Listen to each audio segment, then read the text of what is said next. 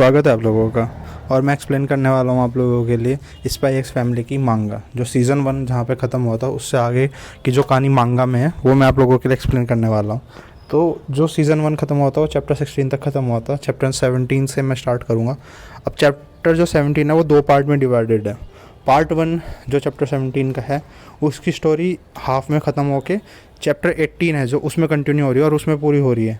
और जो चैप्टर 17 का सेकंड पार्ट है ना, उसमें एक एक्स्ट्रा मिशन है, एक्स्ट्रा मिशन दिखाया गया है। तो मैं अभी आप लोगों के लिए आज एक्स्ट्रा मिशन एक्सप्लेन करूँगा। उसके बाद जो मैं नेक्स्ट वीडियो लाऊंगा उसमें मैं चैप्टर 17 और 18 को एक्सप्लेन करूँगा ताकि कंटिन्यूटी बनी रहे। अगर मैं अभी 17 आधा समझा देता और फिर बचा वैसा समझाता तो आपको समझ में नहीं आता कि चैप्टर 17 की स्टोरी कहाँ गई। तो इसलिए वो हिस्सा मैं तब एक्सप्लेन करूँगा जब मैं 18 को एक्सप्लेन करूँगा। तो 17 और 18 मिला के पूरा एक चैप्टर बन जाएगा, मतलब पूरा एक एपिसोड जो जब सीज़न 2 स्टार्ट होगा उसमें दिखाया जाएगा। तो चलिए शुरू करते हैं। स्पाई एक्स फैमिली के एक्स्ट्रा मिशन के स्टार्टिंग में हमें दिखाया जाता है कि जो योर है हमारी, मतलब थॉर्न प्रिंसेस, वो एक रेड सर्कस नाम के ग्रुप के सारे लोगों को जान से मार दिए, क्योंकि उसको मिशन मिला था इन लोगों को मारने का, क्योंकि एक कॉन्टैक्ट किलर है। तो ये फ़ोन पे किसी से बात कर रही होती है, मतलब जिसने इसको मिशन दिया होता है। एक बंदा जिंदा रह जाता है उस रेड सर्कस से। तो ये जैसे फ़ोन काटते हैं ना, तो वो बंदा इस पर शूट कर देता है और यहाँ से सीन शिफ्ट होता है। हमें घर का सीन दिखाया जाता है और हमें दिखाया जाता है कि न्यूज़ चल रही होती है। न्यूज़ को देख रहा होता है हमारा ट्विलाइट, और उसमें दिखाया जा रहा था कि मतलब इस कंट्री के अंदर ना एक स्पाई घुस चुका है जो एक फेक फैमिली बना के रह रहा है। इस तरह की न्यूज़ चल रही होती है। तभी अन्या बोलती है, अन्या पापा मेरे को कार्टून देखना है। चीची बोलती है अपने पापा को कि चीची मेरे को कार्टून देखना है। तो वो बोलता है कि ठीक है जाओ तुम प्ले कर दो। तभी दरवाजे पे कोई बैल बजाता है, तो लॉयड जाके दरवाज़ा खोलता है नहीं ट्विलाइट। तो हम देखते हैं कि योर होती है। तो योर की हालत बहुत ख़राब होती है, क्योंकि उसको जो गोली लगी थी वो उसके बट पे गोली लग गई थी। वो बच तो गई, गोली उसने निकलवा के आई है, तो उसको बहुत ज़्यादा पेन हो रहा है। तो अब वो उसका मुंह बहुत मतलब सड़ा सा होता है। तो एकदम वो जाती है, कहती मतलब उससे ट्विलाइट पूछता है लॉयड कि तुम ठीक हो ना। तो कहती है कि मैं थकी हुई हूँ और मैं ना जाके सो जाती हूँ और मैं सुबह तक ठीक हो जाऊँगी। और वो कुछ बात नहीं करती, किसी से जाके सीधे सो जाती है और वो कुछ नहीं कहती। इस वजह से हमारे जो लॉयड है ना, वो अपने आप इमेजिनेशन बना लेता है कि मैंने ना उस पर घर का बहुत ज़्यादा बर्डन डाल दिया है। वो अन्य को संभालती है, सारे काम करती है और मैं अपने मिशन संभालता रहता हूँ, घर से सारा दिन बाहर रहता हूँ। और शायद ये फेक फैमिली की का जो बर्डन है मैंने ज़्यादा ही डाल दिया है कुछ हमारे मतलब थॉर प्रिंस यानी योर पे। तो मुझे कुछ मतलब इसके लिए करना चाहिए। तो अगले दिन सुबह को जब ये योर सो के उठती है, वैसे वो सो अपनी गोली की वजह से रही थी, पर उसको लगता है कि शायद वो मेरी वजह से ऐसे चिड़ी हुई है। तो उसको बोलता है कि मैंने तुम्हें बहुत दुखी कर दिया है, तुम अन्य को मतलब पालने पोसने में मेरी बहुत हेल्प कर रही हो, तो मैं चाहता हूँ कि तुम मेरे साथ ना एक डेट पे चलो। तो वैसे तो उसको गोली लगी होती है, पर ये एक एक्चुअल डेट में ना जाना चाहती थी इसके साथ, क्योंकि इसको कहीं ना कहीं पसंद भी करती है। तो कहती है कि हाँ मैं अभी रेडी होके आती हूँ। तो ये रेडी होके आती है, तभी आन्या भी खड़ी उठ जाती है। और अब आन्या को कहाँ छोड़े, आन्या बोलती है कि मुझे भी डेट पे जाना, क्योंकि वो अपनी टेलीपैथी से सुन लेती है ना कि सारी बातें। तो वो कहते हैं कि नहीं तुम डेट पे नहीं जा सकती। तो आन्या का मुँह बना रह जाता है। तो ये इसको आन्या को ना अपने दोस्त के पास लेके जाते हैं, जिसको स्कर्फी हेड बोलती है आन्या। तो उसको बोलती है कि तुझे, उसको बोलता है लॉयड कि तुझे आज आन्या को संभालना है। तो बोलता है कि मिशन का कोई भी हिस्सा ये नहीं था कि मुझे बच्चे की बेबी सिटिंग करनी पड़ेगी, मैं सिर्फ तुम्हारा हेल्पर हूँ। तो इसको समझाता है कि मिशन के लिए ज़रूरी है, हमारी फैमिली टूट जाएगी और लोगों को पता चला कि हमारी फेक फैमिली है, तो ठीक नहीं रहेगा।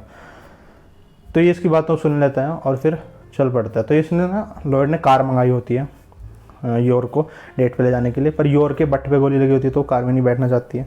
तो उसको बोल देती है कि मैं ना चल के जाना पसंद करूँगी डेट पे, ना कि कार में। अब उसको लगता है कि मैंने गलत कर दिया लॉयड को, कि इसको कार पसंद नहीं और मैं कार ले आया, क्योंकि लॉयड एक जासूस है और उसको सिखाया जाता है कि कैसे गर्ल्स को इम्प्रेस करा जाता है। तो वो उसी तरीके को फॉलो कर रहा था, पर उसका मेथड काम नहीं आया। तो उसे लगता है कि शायद मेरे से गलती होगी। तो बोलता है कि ठीक है चलते हैं, पैदल चलते हैं। अब ये सारी बातें अन्य सुन रही होती है, जो भी लॉयड के मन में चल रहा होता है। तो अन्य समझ जाती है कि इस डेट पे गड़बड़ हो सकती है, और इस डेट पे गड़बड़ हुई तो इन दोनों का डिवोर्स हो जाएगा, और इन दोनों का डिवोर्स हुआ तो मेरी फैमिली अलग हो जाएगी। तो ये स्कर्फी हेड को बोलती है, सुन स्कर्फी हेड, हमें ना पापा मामा का स्पाई करना होगा।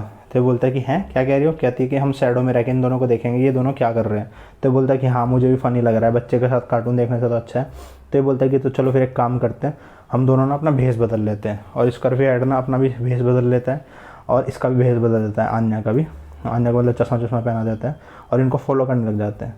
अब लॉयड बहुत बड़ा जासूस है, लॉयड को पता चल जाता है कि स्कर्फी हेड और आन्या उसको फॉलो कर रहे हैं, पर वो ना इग्नोर कर देता है। वो सोचता भी है कि दोनों मुझे फॉलो क्यों कर रहे हैं, बेवकूफ़ हो गए हैं क्या, और इनको क्या लगता है मुझे पता नहीं चलेगा, ये दुनिया का सबसे बड़ा जासूस है।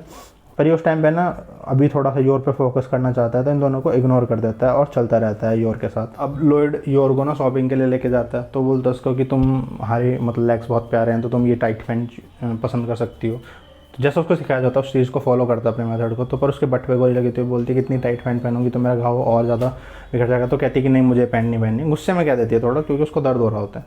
तो वो सोचता है कि यार मैंने गलत कर दिया। तो उसको मूवी दिखाने ले जाता है, तो बोलता है ये खड़ी रहती है, तो बोलता है उसको बैठ जाओ। बोलती है कि नहीं मुझे नहीं बैठना। तो सोचता है कि बहुत ज़्यादा नाराज़ है मेरे से, पर वो अपने घाव की वजह से कर रही होती।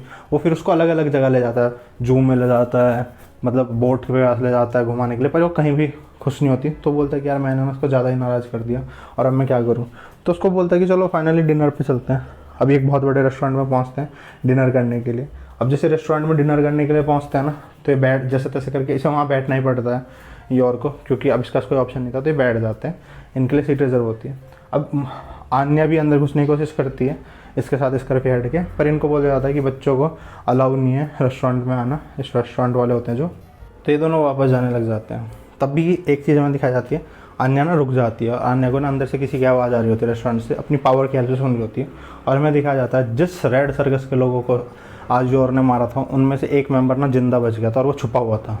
और ये बंदा ना योर को पहचान लेता है। वैसे तो उसने गलत काम छोड़ दिया था कि उसकी एक बेटी होती है कैथरीन नाम की, जिसको पाना जाता था। पर ये योर को देखते ही बोलता है कि मैं अपने रेड सर्कस के भाइयों का बदला लेने के बाद ही बुरे काम छोड़ूंगा और मैं तो उससे बदला लेके रहूँगा। और ये सारी चीज़ें ना बाहर खड़ी आन्या सुन लेती है और आन्या बोलती है कि मुझे अपनी मदर को बचाना होगा। तो स्कॉर्पियो हेड को बोलती है स्कॉर्पियो एडमिशन अभी कंप्लीट नहीं हुआ और हमें ना किसी भी कुछ भी करके अंदर जाना होगा। तो बोलता है कि नहीं मैं थक गया हूँ। तो ये बोलती है उसको डांट के कि मेरी फैमिली खतरे में है, मेरी फैमिली टूट जाएगी, क्योंकि उसको लगता है कि अगर इस बंदे ने डायरेक्ट जाके अटैक कर दिया योर पे और योर ने अपने आप को डिफेंड करने के लिए उसको मतलब पीठ फाड़ दिया, तो जो पापा हैं उसको मतलब चीची है उसको पता चल जाएगा कि जो योर है वो एक कॉन्ट्रैक्ट किलर है और मेरे पापा मम्मी का डिवोर्स हो जाएगा। तो उसको डांट के कहते हैं कि नहीं मुझे मेरी फैमिली को बचाना है। तो ये बोलता है कि यार ये तो उसकी अपनी फैमिली भी नहीं है, फिर भी इतनी फैमिली से इतना प्यार करती है। तो वो ये भी मोटिवेट हो जाता है, बोलता है कि चलो हम अंदर चलते हैं।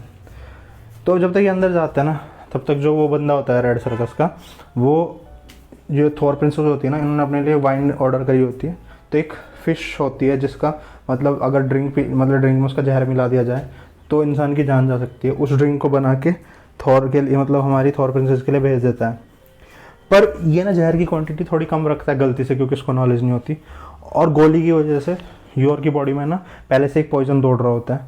अब जैसे ये इस ड्रिंक को पीती है तो पॉइजन को कट कर देता है और उस ड्रिंक की वजह से योर की बॉडी में जितना भी पॉइजन था ना वो सारा कट हो जाता है और योर ना ठीक हो जाती है तुरंत एकदम। और वो खुश हो जाती है और वो बोलती है यार इस ड्रिंक ने तो कमाल कर दिया, इसने मेरी बॉडी से सारा पेन निकाल दिया, ऐसा लग रहा है जैसे मैं नई हो गई हूँ फिर से। और ये खुश हो जाती है और खुश होकर कहती है लॉयड को कि चलो जल्दी से खाना मंगाओ। तो ये चीज़ देख के ना लॉयड भी खुश हो जाता है, उसको बोलता है कि शायद ये अब ठीक हो गई है और इसका मूड पहले जैसा हो गया। तो ये बोलता है कि ठीक है। अब ये बंदा देखता है जो मतलब इस रेड सर्कस का बंदा होता है कि ये मरी नहीं है। तो ये बोलता है कि यार ऐसा मैंने क्या कर दिया, मेरे से शायद गलती होगी, और वैसे भी ये एक कॉन्ट्रैक्ट किलर है तो कॉन्ट्रैक्ट किलर वगैरह पॉइजन से वैसे भी अपने आप को हील कर लेते हैं, तो शायद मेरे से गलती होगी। तो सोचता है कि जो इसने ना एक बम रख रखा होता है लॉकर रूम में, कि उस बम को ना मैं इस पर छोड़ मतलब इसके सामान में रख दूंगा, उस बम को उड़ा दूंगा और फिर ये मर जाएगी। तो बम को उड़ाने से प्लान बनाता है। ये चीज़ भी जो आन्या होती है ना वो सुन रही होती है और आन्या ना जो वेंटिलेशन होता है ना उसके रास्ते घुस जाती है रेस्टोरेंट के अंदर और छुपके से मतलब जब स्कॉर्पियो हेड का ध्यान नहीं होता वहाँ से चली जाती है और पूरे फर्श पे ना ऑलिव ऑयल फैला देती है। अभी बंदा जैसे उस बम को लेने जाता है तो ऑलिव ऑयल पे फिसल जाता है। उसके बाद ही बोलता है कि ऑलिव ऑयल कहाँ से आया यहाँ से। तो बोलता है कि अभी मेरे पास इन चीज़ों के लिए टाइम नहीं है। और फिर जैसे रूम के अंदर जाने लगता है तो वहाँ उसने सामान रखा होता है और ये नीचे गिर जाता है सामान की वजह से। जैसे खड़ा उठ के बम के पास जाता है देखता बम को पहले से किसी ने अटैच कर दिया था, क्योंकि उसने अलग अलग रखा था उसको, और वो बम फट जाता है और इसकी ना हालत ख़राब हो जाती है। पर ये हल्का ब्लास्ट होता है, ज़्यादा बड़ा नहीं होता। और आन्या इसके सामने खड़ी होती है, जैसे धुआं हटता है और आन्या के हाथ में गन होती है और ये गन होती है योर की, जो उसने घर से उठा के लाई थी अपने पास। और बोलती है कि अगर तूने उस लेडी का पीछा किया, पहले मामा बोलने वाली थी पर लेडी बोलती है, तो मैं तुझे ना जान से मार दूंगी और तू जाके ना कैथरीन का ध्यान रख और ये बैड स्टफ का काम ना छोड़ दे। तो ये जो बंदा होता है ये बोलता है कि जो योर प्रिंसेस है मैंने इसको कम समझा था, और उसके बाद तो ट्रेंड चाइल्ड भी हैं और उन बच्चे इतने ट्रेंड है कि उन्हें ये तक समझ में आता है कि मेरे दिमाग में क्या चल रहा है। और वो डिसाइड करता है कि अब मैं थॉर प्रिंसेस का पीछा नहीं करूँगा। और ये सुन के ना आन्या वहाँ से चली जाती है। अब हमें दिखाया जाता है लॉयड और योर जो है वो रेस्टोरेंट से बाहर निकल चुके हैं डिनर करके, और योर बहुत खुश है। वो बोलती है कि मैंने जब मैं जवान थी तो मैं अपने भाई का ध्यान रखने में मैंने पूरी जवानी निकाल दी। और थैंक यू लॉयड, तुमने मतलब मेरी विश इच्छा पूरी करी है, मुझे इस डेट पे लाए हो और मैं आज बहुत खुश हूँ। तो ये सुन के ना लॉयड भी बहुत खुश होता है कि फाइनली मतलब मेरे घर में हैप्पीनेस वापस आ जाएगी और फिर से इसका मूड ठीक हो गया है, तो अब सब कुछ सही हो जाएगा। तो सामने देखते हैं एक कार्निवल चल रहा होता है, तो उसको देख के ना योर बोलती है कि देखो लॉयड, सामने एक कार्निवल चल रहा है। तो लॉयड योर को बोलता है कि क्या तुम चलना चाहोगी मेले में। तो एकदम से ना आन्या जो छुप के सब कुछ देख रही होती है, वो कूद के ना बाहर आती है और बोलती है कि चीची मेरे को उस पर बैठना है झूले पे। और उसको कूदता हुआ देख के ना जो ये होता है स्कॉर्पियाड बोलता है कि हम मुझे तो लगा था कि हम सैड हो अंडर कवर और तुम सबके सामने आ गई। और ये सब हंसने लग जाते हैं क्योंकि लॉयड को तो ये पता था ना कि पीछे से पहले से इसका पीछा कर रही है। और बस यहीं पे हमारा चैप्टर 17 का पार्ट 2 ख़त्म हो जाता है। तो गाइज यही थी स्पाई एक्स मांगा के चैप्टर 17 के पार्ट 2 एक्स्ट्रा मिशन की एक्सप्लेनेशन। वीडियो अच्छी लगी तो, और ऐसी वीडियो और आप चाहते हो ऐसी मांगा एक्सप्लेनेशन, तो वीडियो को लाइक करें, शेयर करें और चैनल को सब्सक्राइब तो पक्का ही कर दें।